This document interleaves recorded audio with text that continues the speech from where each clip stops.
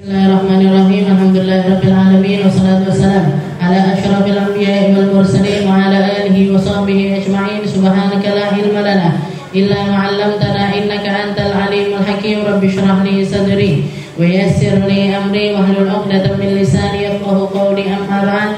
Alhamdulillah ala ni'matil Islam, alhamdulillah ala ni'matil iman wa kafa biha min ni'mah. Alhamdulillah, segala puji bagi Allah Subhanahu wa taala. Hari ini kita kembali menjadi hamba-hamba yang belajar lewat perantara Al-Habib Abdullah bin Alawi Al-Haddad Al-Hadrami Asy-Syafi'i, lewat kitabnya Risalatul Mu'awana wal Mudhahara wal Mu'azarah liraghibina minal mu'minina fi suluki tariqil akhirah ila an qala al-mu'allif rahimahullahu taala wa nafa'ana bi wa bi ulumi fid dharain.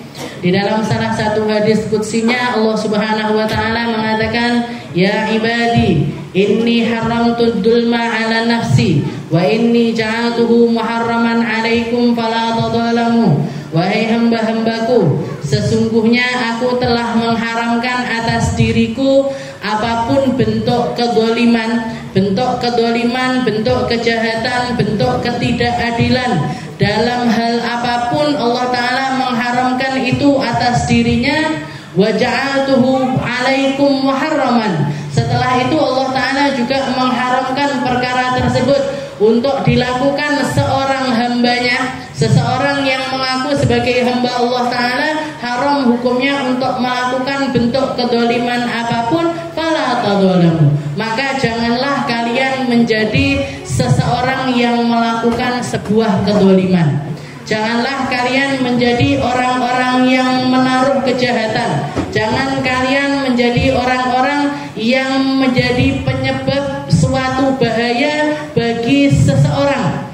Mau itu muslim ataupun non muslim, mau itu manusia ataupun hewan, janganlah kalian jadi penyebab bahaya untuk siapapun, untuk apapun. Bahkan untuk dirimu sendiri pun jangan kalian masuk di dalam golongan orang yang mendolimi dirinya sendiri. Ini yang dikatakan oleh Allah Ta'ala lewat hadis qudsinya, lewat perantara Nabi kita Nabi Muhammad SAW. Jadi hal pertama yang harus kita ada di dalam diri kita sebagai seorang muslim, bahkan sebelum seorang muslim, sebagai seorang manusia sekalipun, hendaknya kita jangan sampai jadi penyebab kerusakan di atas muka bumi ini.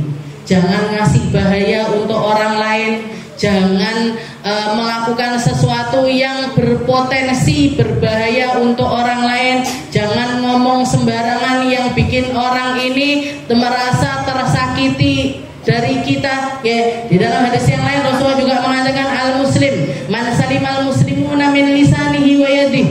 Orang muslim itu yang lisannya, yang tangannya terjaga dari menyakiti orang lain. Dari menyakiti orang lain. Bahkan sebelum orang lain, terhadap diri sendiri pun kita juga tidak boleh melakukan sebuah kedoliman. Dolim sama diri sendiri itu seperti apa? Jenengan kalau perempuan biasanya di telinganya ada tindiknya, gitu. Ditindik kita dari kecil itu dibolongi satu bolongan. Satu bolongan ini sesuatu yang dibolehkan, dibolehkan di dalam agama sebagai penanda yang ini anak perempuan, yang ini anak laki-laki. Kenapa kok perempuan dibolongi? Biar nanti dia bisa pakai perhiasan yang namanya anting-anting. Karena perempuan ini senangannya berhias, sukanya berhias, maka dimodali sama Allah Ta'ala lewat syariat diperbolehkannya bikin bolongan di telinga semenjak kita kecil. Melek bolongannya loro, ben iso gawe gondel loro, ndak boleh. 3 apa neh, 4 apa neh, yang dibolehkan cuma 1, 2 ke atas ndak boleh. Kenapa kok seperti itu? Karena itu adalah bentuk kedoliman seseorang kepada dirinya sendiri. Tidak boleh nato badan. Kenapa? Karena itu menyakitkan. Ditato itu sakit. Kalau tobat nanti pengen hapus, tambah sakit lagi. Tambah sakit lagi. lagi. Jadi kedoliman dalam bentuk apapun, bahkan untuk diri kita sendiri pun nggak boleh. Tapi kan awak-awakku dewe tak kok coret-coret boleh. Katanya siapa? Badanmu sendiri. Ini badannya Gusti Allah. Ini mata punyanya Allah Ta'ala, hidung punyanya Allah, mulut punyanya Allah, telinga punyanya Allah. Kita cuman dikasih yang namanya hak pakai. Dikasih sama Allah Ta'ala hak pakai. Jadi jangan sampai lupa, meskipun tagihannya ndak tahu teko, gitu. Kalau listrik kan jenengan eling terus, marahi setiap bulan datang tagihannya. Listrik bulan ini sekian ratus ribu, bulan ini sekian ratus. Nah, eling aja dhewe. Berarti listrik ini bukan punya saya, minjem dari pemerintah, nyewa dari pemerintah, harus bayar setiap bulannya karena ini bukan punya saya. Rumah nggih ngoten. Lah jenengan ngontrak rumah tiap bulan ditagih, ayo bulan ini sewa kontraknya, sadar akhirnya kalau rumah ini bukan punya kita. Kalau rumah ini bukan punya kita. Tapi kadang-kadang saking rahman rahimnya Allah Ta'ala, saking maha kasihnya Allah Ta'ala, saking baiknya Allah Ta'ala sama kita, sampai dipinjemi sembarang barang, dikasih sembarang barang, dan merasa kalau itu semuanya adalah punya kita, padahal bukan punyanya kita. Wah, ini Gusti Allah kabeh. Semuanya punya Allah Ta'ala. Semuanya punyanya Allah Subhanahu wa Ta'ala. Kitanya sampai tidak merasa karena nggak pernah ada tagihan datang. Sewa mata, sewa telinga, sewa hidung nggak pernah datang. Sewa paru-paru, sewa jantung, nggak tahu teko lali, lupa. Padahal ini semuanya adalah punyanya Allah Subhanahu wa Ta'ala. Dan nanti akan dipertanggungjawabkan. Nanti akan ditanya, nanti akan dimintai, dimintai pertanggung. Kamu tak kasih mata selama hidup kamu, tak pakai, tak kasih mata, tak kasih hak pakainya mata. Silahkan melihat apapun, silahkan memandang apapun dengan penglihatan yang jelas, dengan penglihatan yang terang. Ijo ketok ijo, biru ketok biru, ungu ketok ungu, merah kelihatan merah. Apa aja yang kamu lihat dengan mata tersebut? Kenapa kamu melihat perkara-perkara tersebut? Mau opo wae, kenapa kok dipakai itu semuanya? Nanti dipertanggung. Kalau yang kita lihat bagus-bagus, dapat ujrohnya, dapat hasilnya, dapat pahalanya, dapat balasannya, yaitu perkara-perkara yang nikmat. Tapi kalau sudah yang dilihat ini perkara-perkara yang buruk, yang dilihat ini perkara-perkara yang tidak diperkenankan sama Allah Ta'ala, nah ini hasilnya, dikasih juga adab dari Allah Subhanahu wa Ta'ala. Mata dimintai pertanggungjawabannya, telinga, hidung, mulut, hati. Bahkan sampai dikatakan di dalam wal fuad, bahkan hati-hatimu nanti ditanya sama Allah Ta'ala. Kamu pakai kerentek apa? Mau niatnya apa? Kamu sholat karena apa? Niatmu apa? Kamu sedekah karena apa? Kamu berangkat ngaji karena apa? Kamu jilbaban nyapo? Kamu nyari? Semuanya ditanya. Perkara hati pun bahkan nanti akan dipertanyakan oleh Allah Subhanahu wa Ta'ala. Maka dikatakan di sini Al-Habib Abdullah bin Alawi Al-Haddad mengatakan wa alaika bisyafa'ah likulli man sa'alaka an tashfa'lahu fi hajatin an malih. Katanya beliau, maka ini masih di dalam bab yang membahas tentang akhlak kita dengan sesama kita. Akhlak kita dengan orang-orang yang hidup bersama kita, dengan orang-orang yang kita selalu berinteraksi dengan mereka. Setelah bahas tentang anak yatim, setelah itu beliau mengatakan wa alaika bisyafa'ah likulli man sa'alaka an tashfa'lahu lahu fi hajatin ila man laka indahu jah. Katanya beliau, hendaknya kalian itu jadi orang-orang yang saling tolong menolong. Saling tolong menolong. Ini satu akhlak yang dulu di zaman orang tua-tua kita regem banget. Napa mboten? Ada orang punya hajatan mantu, tonggo-tonggone teko kabeh. Aku bagian masak kentang napa niku biasanya gandengane kentang sambil goreng ati. Aku bagian masak sambele, aku bagian masak nasinya, aku bagian masak ininya ini dan lain sebagainya. sebagainya. Nah, orang sekarang catering kabeh nggih. Catering sing enak sambal gorengnya neng kono, sing enak ndoke neng kono, sing enak. Jadi kayak akhirnya apa yang terjadi? Semua dibayar dengan uang, nggih. Semua dibayar dengan uang. Semua dibayar, orang kaya bisa melakukan apapun, mau menyediakan masakan ini dan lain sebagainya bisa.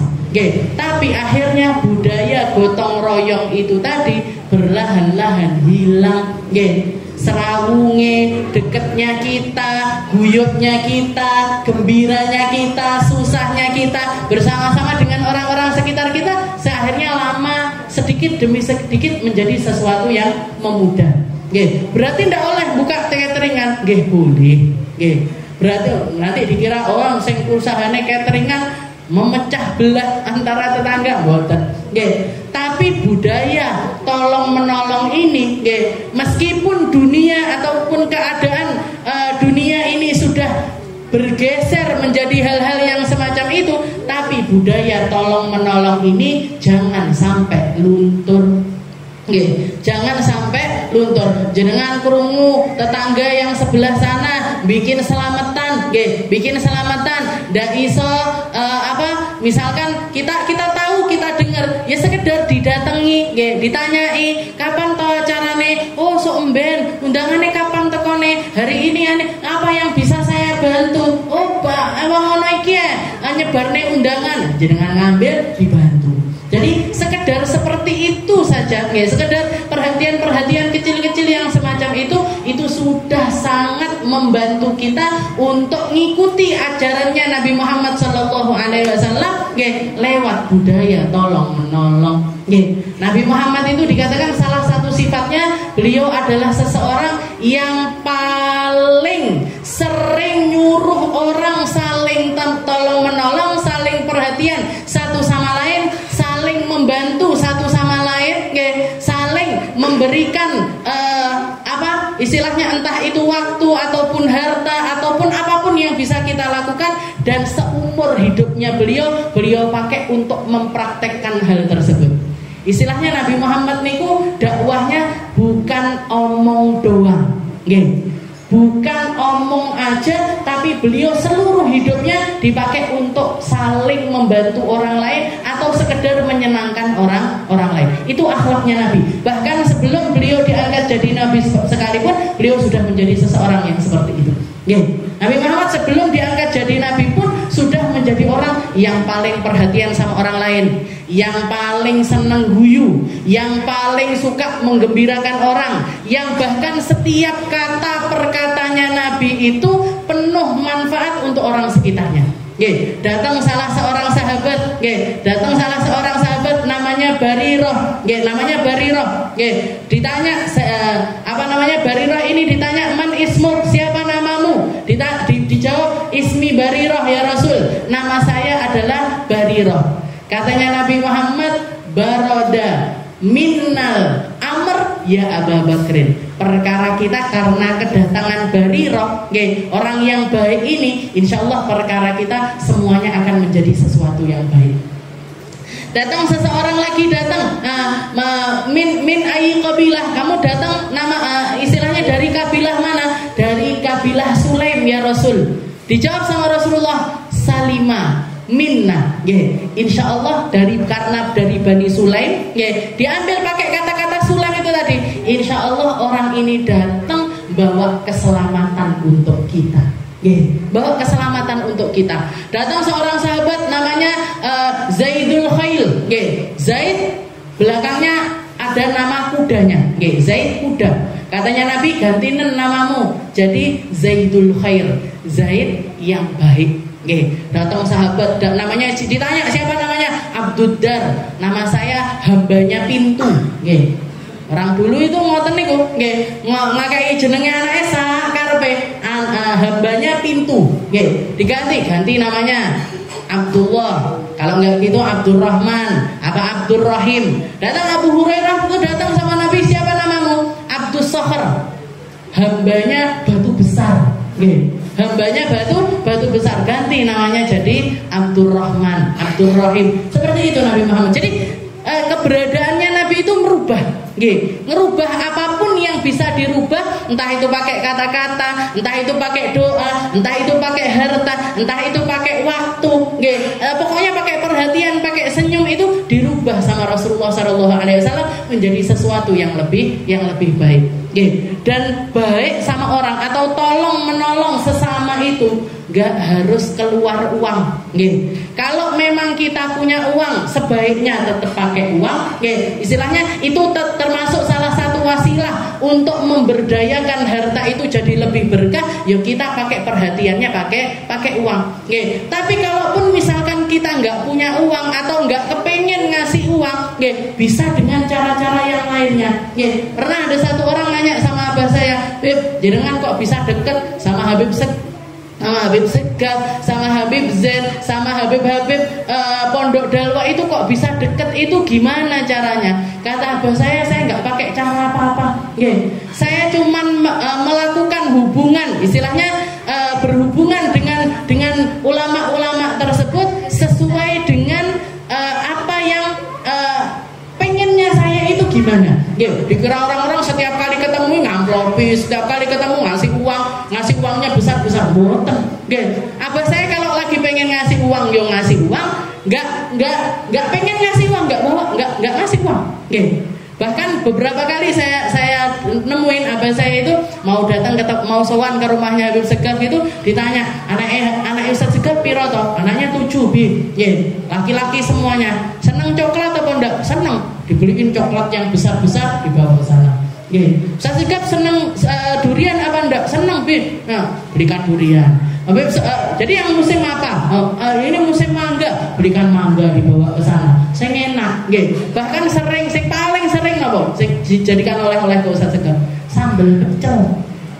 Sambal pecelnya tulung agung niku dikasihkan aja. Ini buat Ustaz Segaf, ini buat Habib Zain, ini buat berapa bu? Apa istilahnya? Sambal peceli sekilo berapa? Cuman begitu caranya beliau jalin hubungan. Lagi nggak pengen bawa apa-apa, ya nggak bawa apa-apa, ya sekedar namu datang, mengucapkan salam, cerita-cerita sebentar, habis itu pulang. Pulang beb. Katanya Ustaz Segaf beberapa kali, saya toh beb, saya ngobrol lagi asik kok mau pulang. Katanya abah saya, pian waktunya istirahat. Tadi pagi ngaji, sekarang waktunya siang, waktunya istirahat. Saya datang namu, saya harus jadi tamu yang tahu diri. Sebentar aja. Nanti kalau pengen panjang, waktu pian dolan ke Tulungagung, lagi dakwah ke Tulungagung, ayo dolan kemana sambil mancing, ngobrol-ngobrol yang lama. Tahu diri. Tahu diri. Jadi saling tolong menolong itu pada intinya, pada istilahnya basicnya, atau ukurannya itu kita menganggap orang ini seperti kita ingin orang nganggap kita. Kalau kita senang ngelihat orang senyum, kita juga senyum. Kalau kita senang dibaikin sama orang, kita juga baikin orang. Kalau kita senang diperhatiin orang, kita perhatiin orang. Nah, itu yang dilakukan sama Nabi Muhammad SAW. Katanya Habib Abdullah, wa alaika bisyafa'ah. Hendaknya kamu saling tolong menolong likulli man sa'alaka. Jadi gini, hidup itu kalau ada orang minta tolong sama kita, kalau ada orang minta tolong sama kita, jawaban pertamanya kita iya. Diiyani disebut. Masalah nanti bisa ngelakoni apa enggak dipikir-pikir. Jadi masalah nanti bisa sempat punya kuat, itu masalah nanti. Tapi kita kalau ada orang minta tolong sama kita, sebisa mungkin kita jawab iya dulu. Kita jawab iya dulu.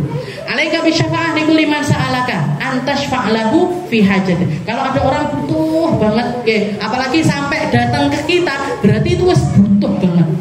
Kayak saya yang paling sering itu Ustazah bisa telepon, Ustazah bisa curhat.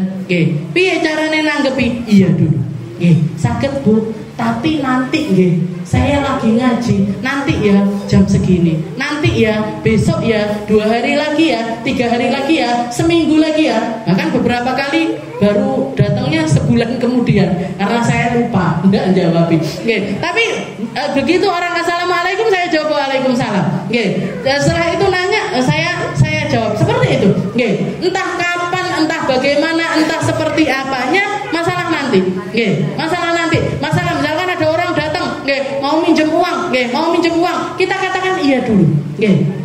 Kita katakan iya dulu. Masalah nanti berapanya kita bisa nolong dipikir keri Bu, diukur juga sama diri kita. Ternyata saya minjem uang berapa? 500 juta. Nggak duit aku ya 500 juta gitu. Nggak punya saya kalau 500 juta. Ini ada saya longgarnya 50.000. Wis penahe ora usah dibalik nih, disedekah nih bisa. Mboten apa-apa. Jadi kita ngukur sama diri kita sendiri. Minjemnya 500.000 kayaknya 50.000. Loh ini mampunya kita segini kok. Gitu. Nah, mampunya kita segini, longgarnya kita segini, kuatnya kita segini, kuatnya kita segini. Yo ditulungi sesuai dengan kadar kita, bukan sesuai kadar yang diminta sama orang tersebut. Gampang. Syariat itu sebenarnya gampang. Aturannya Nabi itu nggak akan bikin kita jadi orang yang kiku. Aku nggak tahu nulungi uang, aku nggak tahu iso ngekei duit karo uang. Akhirnya saya jadi orang yang minder. Nggak ada. Semua orang itu setara. Kalau kita semua berhubungan sama orang ini lillahi ta'ala, karena Allah ta'ala. Orang kaya, orang miskin, omahe gede, omahe cilik, duwe toko, apa ndak duwe toko, usahanya bagaimanapun, kita akan memandang mereka ini setara. Setara dalam hal apa? Setara dalam hal hambanya Allah Subhanahu wa ta'ala. Orang kaya kalau minta tolong ya ditulungi. Orang nggak punya minta tolong ya ditulungi. Ada orang ngundang, mau itu yang ngundang kaya, yang miskin, kalau diundang datang. Datangi undangan tersebut, istilahnya iyakan dulu. Diiyani dulu. Masalah nanti ternyata bisa apa ndak bisa dipikir kali. Dipikir nanti. Kuat ndak kuat, sempat atau ndak sempat. Nah, itu sesuatu yang berbeda. Dan Allah Subhanahu wa taala mengatakan wa ta'awanu 'alal birri wat taqwa wa la ta'awanu 'alal itsmi wal udwan. Jadi patokannya saling tolong menolong ini ada dua macam. Ada saling tolong menolong di dalam kebaikan, ada saling tolong menolong di dalam keburukan. Ada saling dukung mendukung di dalam kebaikan, ada saling dukung mendukung di dalam keburukan. Ada saling bantu di dalam perkara yang diridhoi sama Allah Ta'ala, ada saling bantu di dalam perkara yang dimurkai oleh Allah Subhanahu wa Ta'ala. Patokannya gimana? Ta'awanu 'alal birri wat taqwa. Kalau kamu mau nolong orang lain, selama itu di dalam kebaikan, untuk ketakwaan, masih ada di dalam jalur ridhonya Allah Subhanahu wa taala, nimbrung kamu di situ. Ikuti, dukung. Dukung semampu kamu bisa mendukung. Wala ta'awanu 'alal itsmi wal udwan. Tapi kalau sudah tahu itu perkara-perkara yang buruk, perkara-perkara yang tidak benar, perkara-perkara yang tidak ada manfaatnya, ora usah melok dukung. Gak usah ikut dukung, gak usah ikut cawe-cawe di dalam perkara yang semacam itu. Ta'awanu 'alal birri wat taqwa wala ta'awanu 'alal itsmi wal udwan. Di dalam ayat yang lain Allah Ta'ala juga mengatakan di dalam surat Al-Maun, alladzina hum yura'una wa yamna'unal ma'un. Wa yamna'unal ma'un. Para ulama menafsirkan al-ma'un. Al-ma'un itu artinya sesuatu yang kecil. Banyak tafsiran dari para ulama. Ada yang mengatakan al-ma'un itu nama yang artinya adalah zakat. Orang yang tidak mau zakat itu berarti nemen pelitnya. Ada juga yang mengatakan al-ma'un itu perkara-perkara yang kecil-kecil, yang remeh-remeh, kayak air ataupun juga api. Jangan sampai kita itu ndak nolongin orang kalau yang sekedar dimintai tolong ini tentang hal-hal yang kecil-kecil seperti itu. Jaluk banyu sak gelas, minta garam 1 sendok misalkan, minta gula 2 sendok, niki kan kecil-kecil. Tapi ndak bendino dia. Kalau bendino tak garam setiap hari, berarti ndak gelem tuku garam ini namanya. Jadi tapi ini perkara kecil. Kalau kita bisa bantu orang di dalam hal-hal semacam ini, sebaiknya tetap selalu kita bantu. Jadi perkara kecil kayak api. Orang minta api niku kan sampai kita ngomong, ojo ki geniku. Nah, kan nemen iki. Padahal diambil ya ndak kelong apa-apa dari apinya kita. Air juga gitu, nggih air, minta air segelas, minta air 2 gelas kasih. Nggih, kasih. Jadi itu tafsiran beberapa ulama. Nah, termasuk juga di antaranya para ulama mengatakan yang dimaksud al-maun di sini tolong menolong di dalam perkara-perkara yang kecil-kecil. Nggih. Jadi kalau ada temennya keberatan bawa tas, nggih, keberatan bawa tas, aku ewang ngono to iki abot, nah diwangi. Nggih, kita ngelihat ada misalkan habis pengajian gini keluar konsumsi piringan, nggih, piringan. Terus kita ngelihat kok cuman satu orang yang weh-weh gini. Nah, berdiri yang muda-muda misalkan berdiri ngambili ngewangi untuk bagikan. Kelihatan ada ini keluar, nah, kita yang bagian bagikan airnya atau apanya. Itu perkara-perkara kecil-kecil itu. Nggih, itu perkara-perkara kecil-kecil seperti itu termasuk di antaranya adalah maksud dari al-maun ini. Allah Ta'ala alladzina hum yurauna ara'aital ladzi yukadzibu biddin. Nggih, tahu enggak kalian para pendusta-pendusta agama? Nggih, para pendusta-pendusta agama.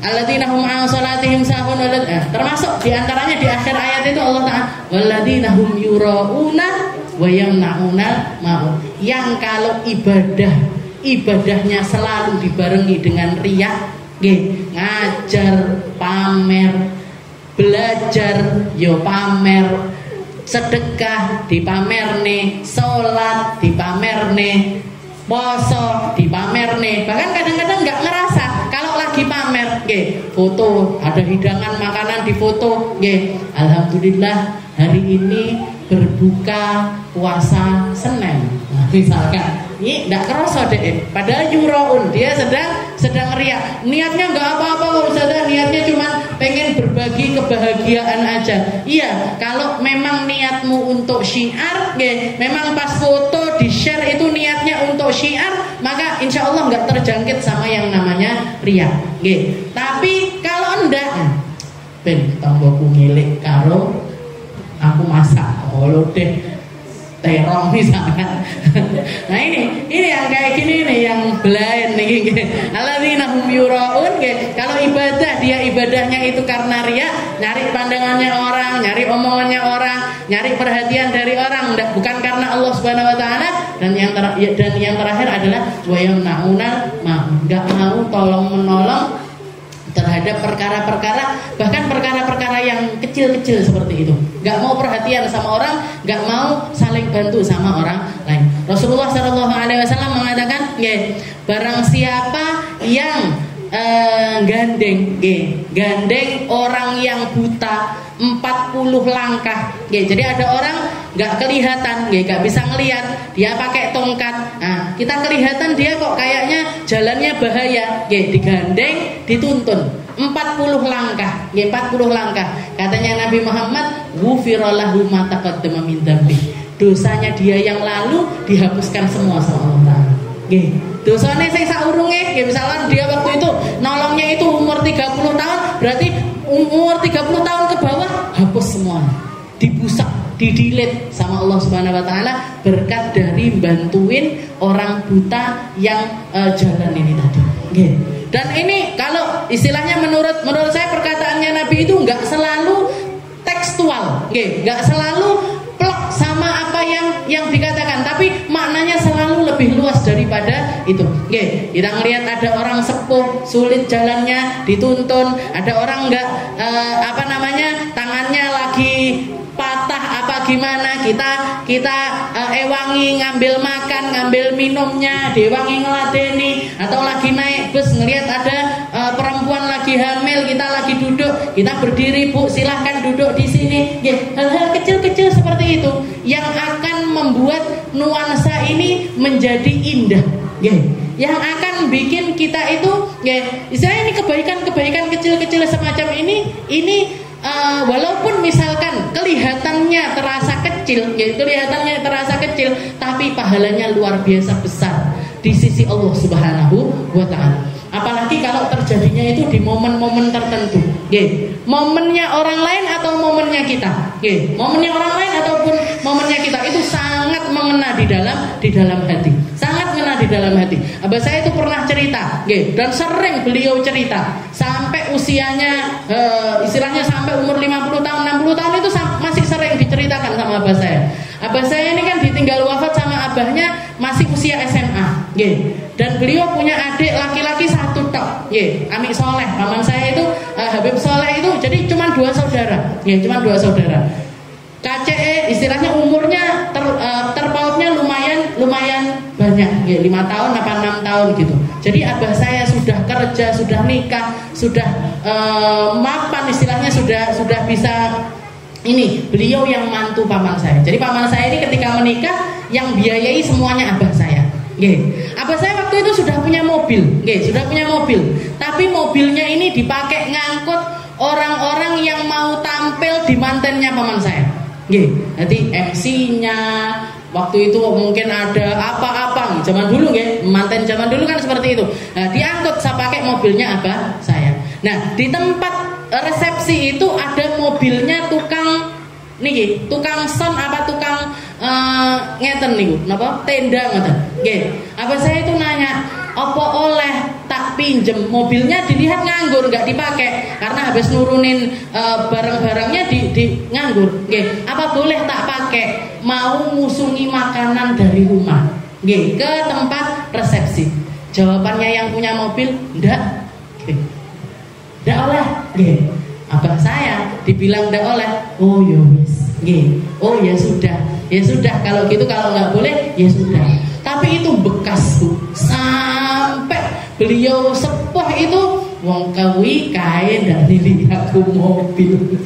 Orang itu punya mobil bisa bantu saya ada di tempat resepsi yang istilahnya kalau pergi-pergi pun mbok yo tak ganti lah, istilahnya misalkan dia nggak terima tak ganti nanti bensinnya apa tak ganti, dia bilangnya enggak. Itu mancep, Bu, di dalam hati. Jenengan kan nggih ngoten, kalau lagi dalam keadaan repot, butuh bantuannya orang dan kelihatan orang ini mampu untuk membantu, tiba-tiba jawabannya enggak, niku loro banget di dalam hati. Maka ini yang harus kita hindari. Kalau kita bisa nolong orang, ditolong. Apalagi kalau butuh yang sebutuh-butuhnya seperti ini. Jangan sampai kita itu ndak nolong karena itu sangat membekas di dalam hati. Kebaikan sangat membekas, keburukan juga sangat membekas. Wong kuwi lho, kae pas aku repot bantuin aku. Orang ini loh, dulu waktu saya kesusahan datang ke sini, inget sama saya, bantuin sekedarnya. Bahkan misalkan yang dibantu ini walaupun bukan uang ataupun apapun, tapi kita datang perhatian itu sudah luar biasa. Makanya pahalanya besar di sisi Allah Subhanahu wa taala. Pahalanya besar. Bantuin orang kayak gitu istilahnya minjem mobil, kita punya mobil, minjem ya sebentar buat ke rumah sakit. Kalau jenengan bisa dan istilahnya usahakan semampu kita, sebisa kita untuk minjemkan mobil tersebut. Apalagi kalau masalahnya tentang orang sakit mau ke rumah sakit apa gimana, jenengan turun. Jenengan turun. Karena itu kalau ini sakit sekali, kalau ditolak sakit sekali, kalau dibantu dia juga akan senang sekali, gembira sekali. Dan kegembiraan itu yang tulus, yang tulus dari dalam hati itu kegembiraan yang semacam itu. Wisya'na likulli man sa'an tashfa' fi hajatin ila man laka indahu ja fa innallaha yas'alul 'abd an jahi kama yas'aluhu an malih. Terus jangan beda-bedakan orang. Ketika nolong jangan beda-bedakan. Oh iki sing apik-apik tok karo aku tak tulungi. Sing gak apik-apik enggak tak tulungi. Jangan. Pandang semuanya dengan pandangan hamba Allah Ta'ala, dan kita nyari istilahnya kita nolong mereka bukan karena merekanya, tapi karena Allah Subhanahu wa Ta'ala. Nabi Muhammad itu sering ketika beliau masuk ke pasar, datang ke pasar, kelihatan ada anak kecil nangis, di tengah pasar itu ada anak kecil nangis. Ditanya sama Nabi, didekati sama Nabi, kenapa kok nangis? Katanya dia, saya disuruh orang rumah belanja ini tiba duitnya tak hilang nih. Doa anid dananir, uangnya hilang, nggih. Uang saya hilang. Berapa uangnya? Enggak banyak, Bu. Sekian ribu. Nggih, sekian ribu suruh belanja ini, belanja ini, belanja ini. Sama Nabi Muhammad sama Nabi Muhammad ya sudah mau beli apa aja, digandeng sama Nabi, dibelanjakan semua belanjaannya anak kecil tersebut, nggih. Dibelanjain semua belanjaannya, kebutuhannya anak kecil tersebut. Setelah itu diantarkan pulang sampai ke rumah, dan diminta istilahnya Nabi Muhammad yang mewakili anak tersebut untuk minta maaf kepada abah ibunya. Ini anakmu uangnya hilang, wis tak tukokne, wis tak ganteni, ojo diseneni, jangan dimarahin karena ngilangin uang, juga jangan dimarahin karena dia terlambat pulangnya. Pokoknya ojo diseneni. Saya yang jadi tamengnya anak ini untuk gantikan apapun yang kamu minta itu. Tapi itu sering, enggak sekali dua kali. Sama anak kecil pernah, sama perempuan juga pernah, sama seorang hamba sahaya juga pernah. Jadi Rasulullah masuk pasar itu ngoten niku. Merhatekne orang, melakukan istilahnya nulungi. Ketika juga ada seorang laki-laki datang sama Nabi Muhammad, ya Rasul, saya itu barusan cerai sama istri saya, tapi getun banget saya ya Rasul, kok tak pegat. Padahal saya masih cinta sama dia, saya masih senang sama dia. Digandeng sama Nabi, ayo didatangi lagi istrimu, mantan istrimu, ayo diparani lagi. Ditanya sama Rasulullah, ini suamimu, dia menyesal karena menceraikanmu. Apa ndak ada kesempatan bagi dia untuk balik lagi di dalam pernikahan bersamamu? Katanya si perempuan ini tadi nanya, Amrun amis syafa'ah ya Rasul, ini yang jenengan tawarkan ke saya ini perintah apa permintaan tolong ya Rasul? Ini perintah. Kalau perintah yang datangnya dari Nabi Muhammad, tidak bisa nolak. Kalau ini perintah saya tidak bisa nolak ya Rasul. Tapi kalau ini minta tolong, mohon maaf, saya sudah lampu merah sama suami, aku kembali nek karo wong lanang ini, saya tidak mau lagi kembali sama suami saya. Maka Rasulullah mengatakan asy-syafa'ah. Ini bukan perintah, tapi ini permintaan dari si laki-laki ini. Dia minta tolong sama saya, jadi wasilah. Istilahnya Nabi Muhammad dijadikan wasilah untuk balik lagi sama istrinya. Maka ketika melihat si perempuan, si istrinya ini tadi sudah tidak mau lagi kembali, pulang Rasulullah, pulang. Wes bojomu moh kowe boleh ae, pulang aja. Dibantu. Yang laki-laki dibantu sama Nabi, yang perempuan juga dibantu. Dibantu. Kenapa kok perempuan ini dibantu sama Nabi? Karena dia tetap bisa mengutarakan pendapatnya ketika dia memilih untuk tidak mau kembali lagi sama istrinya. Jadi haknya perempuan juga dikasih sama Rasulullah Shallallahu Alaihi Wasallam. Makanya aturannya syariat itu indah sekali. Aturannya syariat itu bagus sekali, indah sekali. Perempuan itu dikasih haknya, Bu. Laki-laki punya hak untuk milih. Aku milih duwe bojo sing ngene. Dijamaliha katanya Nabi, perempuan itu dinikah karena kecantikannya. Kecantikan nomor 1. Cantiknya, karena hartanya, karena nasabnya, karena agamanya. Berarti apa? Laki-laki punya hak milih. Milih duwe bojo sing ayu. Aku milih duwe bojo rambutnya keriting. Aku milih duwe bojo rambutnya lurus. Saya pengen punya istri kulitnya gini. Saya pengen punya istri matanya begini. Terserah. Perempuan haknya apa? Perempuan haknya menolak atau menerima. Jadi kalau ada laki-laki datang, dia punya hak. Saya mau nikah sama ini.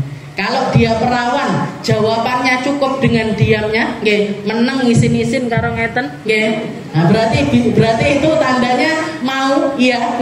Kalau anak perawan, sing penting meneng, berarti iya. Apalagi sambil senyum-senyum karo guyu-guyu, berarti Nah, jadi kalau misalkan dia menolak, melayu neng kamar nangis, berarti ini nggak mau. Jadi kalau anak perawan cukup dengan diamnya, walaupun nggak ngomong iya ataupun tidak, itu sudah jadi pertanda. Kalau janda, kalau perempuan yang sudah pernah menikah, dia harus jelas di dalam penerimaannya. Kalau ada laki-laki datang meminang terus ngomong, dia bilang saya nggak mau. Nah, berarti yo nggak bisa. Kalau bilang iya saya mau, berarti jadi pernikahan. Seperti itu. Haknya perempuan dijaga sama Nabi Muhammad, dijaga sama syariatnya Allah Subhanahu wa taala. Fa innallaha yas'alul 'abd an hajati kama yas'alu an mali. Nanti dipertanggungjawabkan di hadapan Allah. Kamu dulu kenapa dimintai tolong sama ini kok enggak mau nolong? Kamu kenapa melihat saudara-saudara di Palestina yang dalam kesusahan kayak gitu, dalam keadaan penderitaan yang seperti itu, dibunuhi setiap hari, bahkan yang kabar terakhir saya sampai giris istilahnya, bom yang jatuh di rumah sakit, di rumah sakit dibom, niku hampir mayoritas yang selamat sekalipun kehilangan anggota tubuhnya. Sing selamat entah tangannya hilang, entah kakinya hilang, entah ininya harus diamputasi, ininya harus dipotong dan lain sebagainya. Jadi meskipun dia hidup sekalipun mayoritas Bu, mayoritas kan berarti banyak sekali. Mayoritas korbannya ini harus merelakan anggota tubuhnya karena kena bom itu tadi. Kok kita sekedar doain aja enggak? Doain enggak, merhatekne enggak, kasihan enggak, ditanya nanti sama Allah Ta'ala, kamu kenapa? Bukankah itu adalah tanah paling suci ketiga?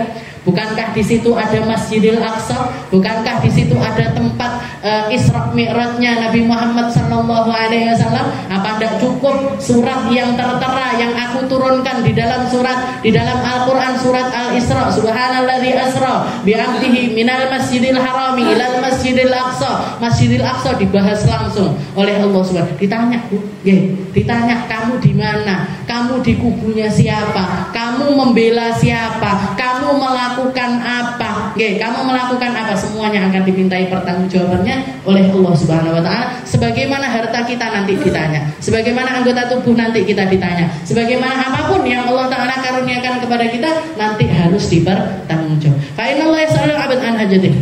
Wa idza tawajjaha 'ala 'abdin syai'un minal hududi syar'iyyah ka haddiz zina wa sariqah fahdhar an tashfa' lahu. Tolong menolong yang tidak boleh itu kalau itu tentang kemaksiatan, kalau itu tentang keburukan. Katanya beliau, kalau datang seseorang kepadamu untuk minta pertolongan di dalam menghilangkan hukuman-hukuman yang harusnya jatuh kepada dirinya, kayak orang berzina harusnya dicambuk, orang mencuri sekian di atas sekian puluh juta tangannya dipotong dan lain sebagainya. Jangan kamu kasihan sama orang-orang yang semacam ini. Kalau kasihan sama orang-orang yang melakukan keburukan-keburukan semacam ini yang tidak boleh. Jadi tolong menolong itu juga ada patokannya. Yang baik-baik ditolong, yang nggak baik nggak ditolong. Halnya, istilahnya perkaranya, bukan orangnya, bukan orangnya, tapi perkaranya. Kalau yang baik-baik kita tolong, yang tidak baik kita tinggalkan. Fahdhar an tashfa'. Jangan sampai kamu kasihan sama orang-orang seperti ini. Fa inna syafa'ah fil hudud ghairu jaizah. Karena menolong orang yang memang Allah Ta'ala ingin menghukum mereka, itu sesuatu yang tidak diperkenankan. Itu sesuatu yang tidak diperbolehkan. Wa idza syafa'ta syafa'ah fa ahdaita laka bisababiha hadiyatan fala taqbalha fa innaha rusya. Setelah itu beliau mengatakan, dan kalau ada orang minta tolong sama kamu, setelah itu kamu menolong mereka, kok orangnya datang lagi ngasih hadiah kepada dirimu, jangan diterima. Karena hadiah itu berarti adalah rosya. Rosya itu suap. Ini mungkin di dalam niki wau. Masuk dalam kategori, jadi kayak misalkan orang-orang kriminal. Orang-orang kriminal dia harusnya dipenjara sekian tahun. Setelah itu ngasih hadiah sama jaksanya, ngasih hadiah sama pengacaranya, ngasih hadiah sama hakimnya, ngasih hadiah sama ini hadiah-hadiah ini tadi bukan hadiah, Bu, niku suap. Jadi kalau kita nolongin orang, ternyata dari pertolongan itu kita dikasih imbalan, meskipun dengan kalimat hadiah, meskipun dengan kalimat-kalimat hadiah, maka itu bukanlah hadiah, tapi adalah uang suap. Nggih, katanya Nabi Muhammad ar-rashi wal murtashi finnar. Yang nyuap sama yang disuap sama-sama masuk ke dalam neraka. Nggih, sama-sama dihinakan sama Allah Subhanahu wa taala. Tapi kalau bukan kriminal, kayak misalkan saya pengen anak saya masuk ke sekolah A, sekolah B, sekolah C yang bergengsi, nggih, beli kursinya saya, nggih, beli kursinya. Harganya kalau kelas yang ini 1 juta, kelas ini 2 juta, kelas ini 3 juta. Sami mawon, nggih. Ini namanya adalah uang suap, nggih, bukan uang hadiah. Nggih, karena sekolahan nggak bisa dibeli, nggih, pendidikan nggak bisa dibeli, nggih. Pendidikan itu sesuatu yang nggak boleh